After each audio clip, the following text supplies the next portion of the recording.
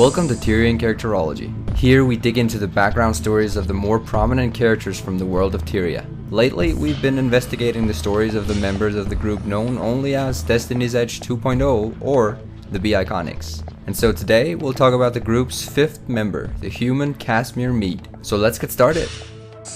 To us, the story of Lady Kasmeer begins right as she has decided to go on a little vacation to the newly built luxury resort at South Sun Cove, accompanied by the unfortunate Lord Farron, who had decided to flee Divinity's Reach for some time due to some problems with a fancy cat competition. At South Sun Cove, Kasmeer first meets Lion Guard Inspector Ellen Keel as she disembarks the ship from Lion's Arch. Upon seeing how well dressed and delicate Kasmeer looks, Keel offers up her assistance as a personal bodyguard for the lady, since Keel knows that South Sun Cove isn't exactly as hospitable as it is given out to be. Some rather strange events happen on the island, involving a Sylvari named Kanak, though both Kasmeer and Farron momentarily are too busy bathing in the sun. The next time we see Kasmeer, she's standing close by her employer, Marjory Delacroix? If it suits you. It suits me just fine. I want to hire you. There's been a murder. Lion's Arch Counselor Theo Ashford is dead.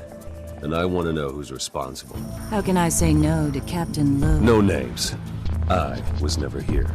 Maybe not, but your money is. I'm in. Lady Kasmeer, what are you doing in a place like this?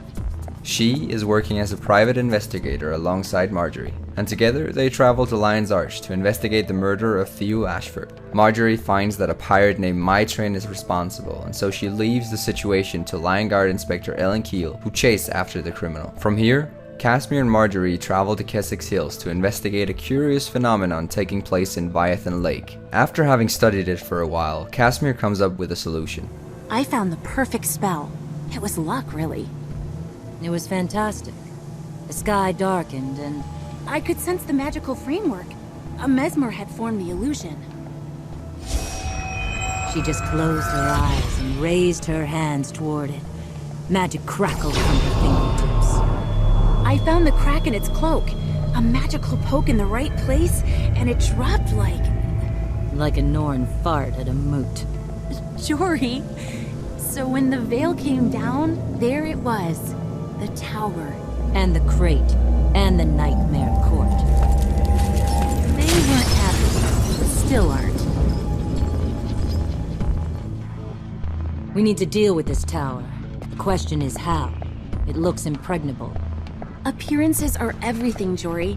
If it looks like a fortress, it undoubtedly guards something precious. I'd welcome the chance to look inside it. The base is thick with toxic spore clouds.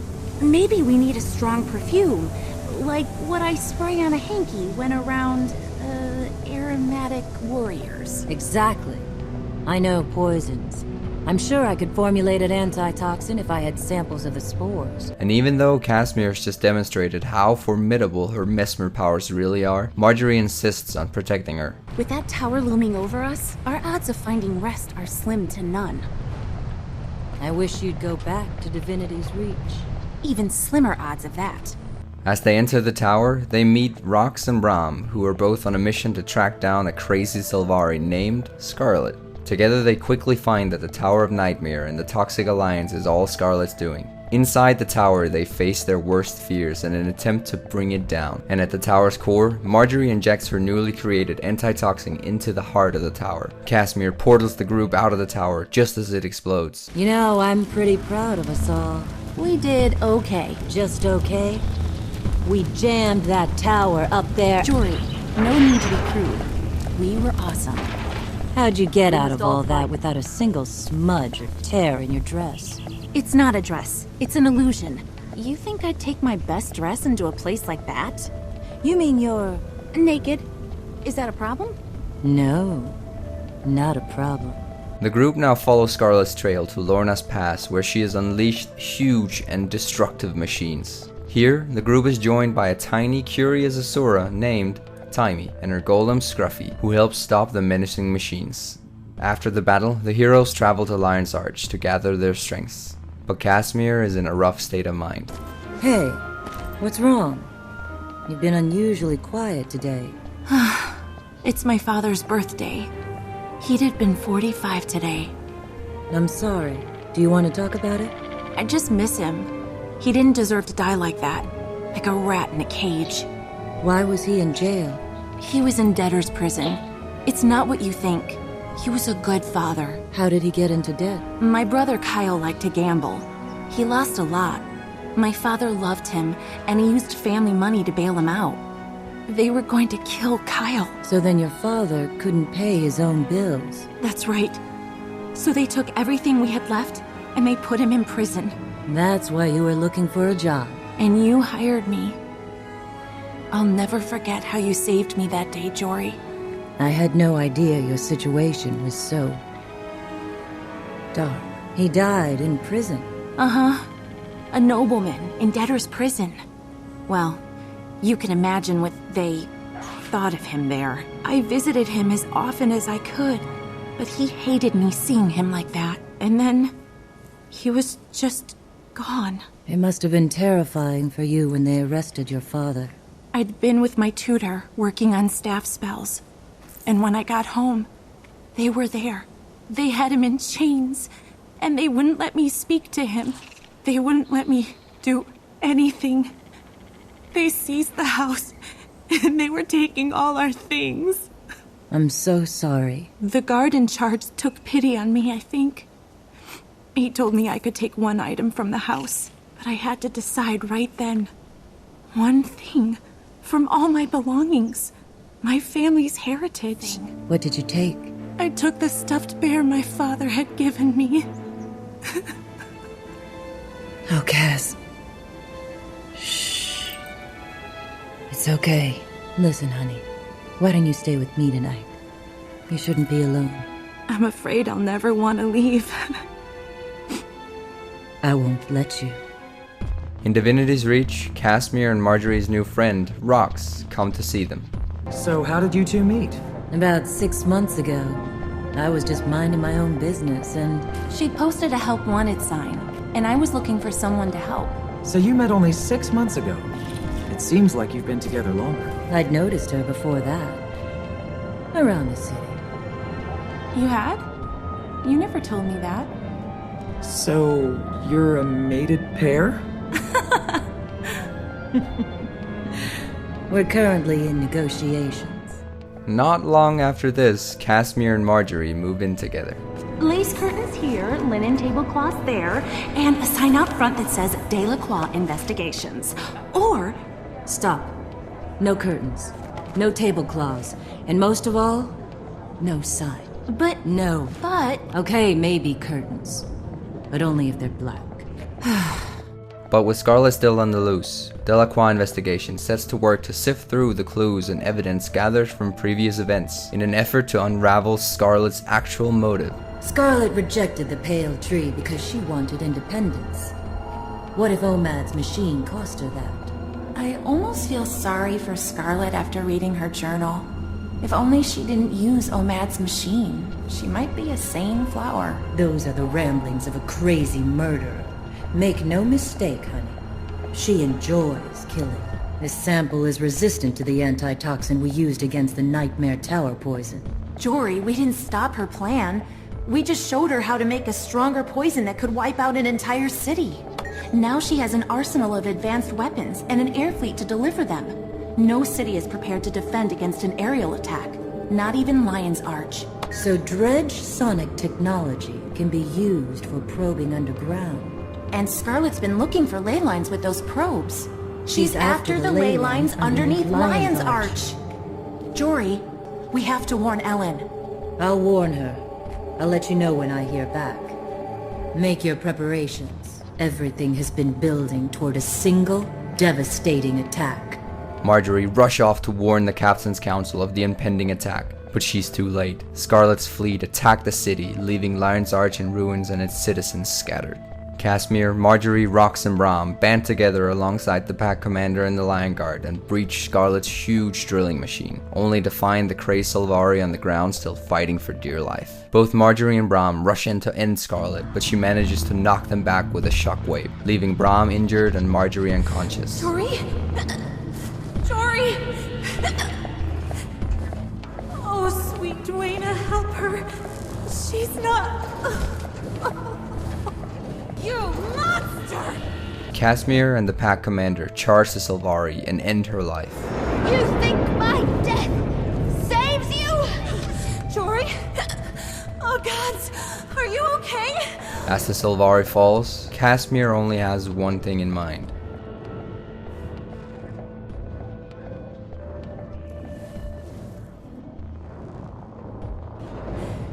Jory! Oh, Jory, I thought... Hush, love. I'm okay. It's okay, honey. I'm going to be okay. The heroes are interrupted as Scarlet's drill suddenly hits a ley line underneath Lion's Arch. The impact sends out a magical wave which hits the sleeping elder dragon named Mortimer.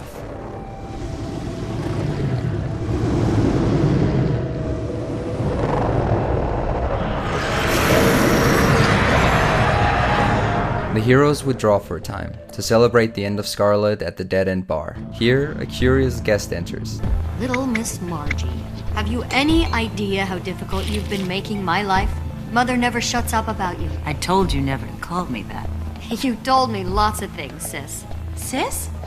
Jory, is this your sister? Yes. Come on in, Belinda. The Captain's Council begin looking for the funds to rebuild Lion's Arch. Luckily, the Sephirite Sanctum returned to honor an agreement with the Captain's Council. Taimi, Marjory, and Kasmeer all venture to the Sanctum to learn more about the Sephirites. Hello again. Are you two enjoying yourselves as much as I am? Oh yes, Bet you I are. earned this. I've never seen Kasmeer looking so rosy. Yes, well, that's what the sun does to her. She needs a wide-brimmed hat or she'll turn redder than an angry Highland.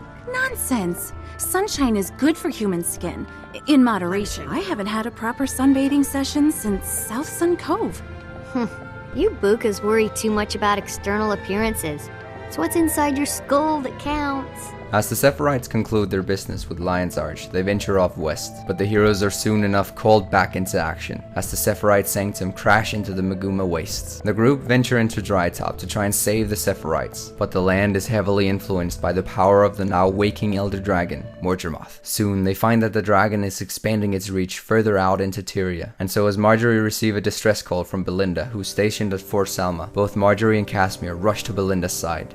But they are too late. As they arrive, Belinda and her entire squad has been killed by Morgermoth. Marjory decides to send Kasmeer back to the others in Drytop. There you are. We were starting to worry. Where's Marjory? You two are normally attached at the hip. Shut up, Bram. Kasmeer, is Marjory all right? Did something happen? Her sister, Belinda, was killed at Fort Selma. Marjory went home to be with her family and to mourn. Oh no, that's terrible. But wait, why are you here? Shouldn't you be with her? I wanted to go with her, but she asked me to see this mission through. She's safe, at least, with family. How's she holding up? Oh, you know, she puts on a strong face, but I see right through it. I can see that she's hurting, and that she blames herself. Poor Marjory. I'm so sorry, Kasmeer. Sorry, my friend. The dragon's power expands rapidly, and so the heroes come to the conclusion that they need all the help they can get. So, they decide to try and contact the world leaders. Kasmeer travels to Divinity's Reach, where she meets up with Countess Anise, who herself has decided to purchase the billet for the lawless Sylvari Kanak, who had been in jail since his involvement at South Sun Beach. Hello, dear Kasmeer. Don't worry your little face over what the Herald's papers say. You'll always be noble in my eyes. Countess Anise, that's direct and kind of you to say. I'm afraid I don't feel particularly noble. Then we must do something about that. Nobility isn't in the blood, as so many believe. It's in your choices. Your return to grace is only a pardon away. If your talent for detecting lies is all you say it is, well, let's just say I'm confident we can convince the Queen your value overrides your father's misfortune. Kasmeer's formidable mesmer powers allow her to tell when people are lying, and so she helps the Countess track down the minister who had been spreading lies about the Queen. Countess Anise, thank you for inviting us to your party. It's been an entertaining and productive evening. No one is more delighted by your presence than I. With all that socializing and skullduggery, you must be craving the longest of naps. Now that this messy affair is out of the way, I feel fairly certain Queen Jenna will attend your summit. I do hope you will stay and join the Queen's entourage, Kasmeer. You mean travel with the Queen to the summit? I'd be honored. Yes, I think that's the right play. You will, of course, have time to relay the full details of your father's story at that time. Oh, I don't think the Queen would be interested in... Nonsense. Now go. Say pretty things to my guests and enjoy yourselves for the rest of the evening. Kasmeer arrives with Queen Jenna at the summit of the world leaders. Announcing Her Royal Majesty, Queen Jenna of Divinity's Reach. Here, Marjory has decided to return. Hi, you made it. You look beautiful. Now Representing go, the great before the Lodge Queen of notices Holbrook, you're gone. Newt Whitebear. I missed you. Me too. But while the leaders are discussing the situation, a champion of Mordremoth interrupts the summit. Kasmeer portals everyone out to save them, but the Pale Tree is badly hurt by the attack. The situation is dire, and so Kasmeer and Marjory accompany the pack commander to the Derman Priory to find some answers about the dragons. Here, they get in contact with Ogden Stonehealer, who tells them about the previous rise of the Elder Dragons, and show them Glint's lair. As they venture deeper into her lair, they slowly unravel the mystery of the Master of Peace, and find that he's in fact protecting one of Glint's eggs. Kasmeer and Marjory return to the rest of the group, who alongside the pack forces have ventured into the Silver Wastes. The group sets after the Master of Peace to try and save him and find the egg. This is where I will leave the story of Kasmeer, as the heroes venture further into Mordrim-infested areas to try and stop Mordremoth. Next time, we'll talk about the devious Solvari, Kanak. This will be the last episode about the B-Iconic group, so feel free to tell me who you would have us investigate afterwards. Thank you for watching. Until next time, I will see you in the mists.